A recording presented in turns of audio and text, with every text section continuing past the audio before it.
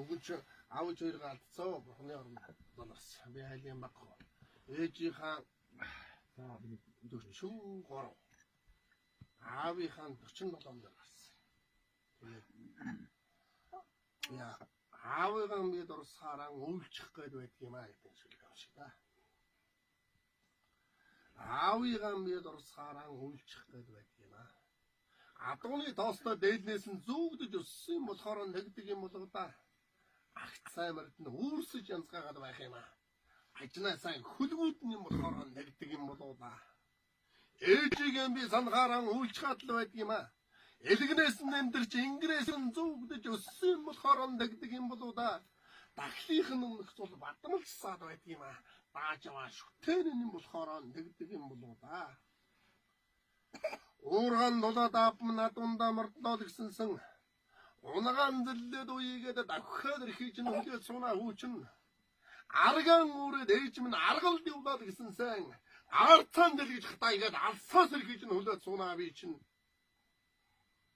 өгшил сайтай гүнийх нь саамнсэд айраг боллоо.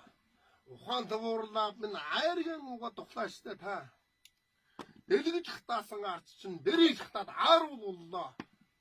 Эргэтмэн суугаад ээжээ. Сургаалan хайрлаад цайлааштай та. Ирээд уцдгийн орвоод ирээд уцдаг орвоод үнэнтэй нийцж амьдрах гэж ичи аав хоёрыгаа шүлгэндээ хамтдагж явна. Аавыгаа бид урсгаараа үйлчих гээд байдаг юм аа. Адууны тоостой дээлнээс нь зүгдэж өссөн юм болохоор тэгдэг юм болоо да. Ээжигээ бид урсгаараа үйлчхад л байдаг юм. Элгнээс нь эмтэрч ингрээс нь зүгдэж өссөн юм болохоор нэгдэг юм болоо да. Дахлынх нь өмнөх биш. Хоёр буурал бурхнанд урсгаараа хоолой зангираад мэлбэрчих гээд байдаг юм аа би гэж.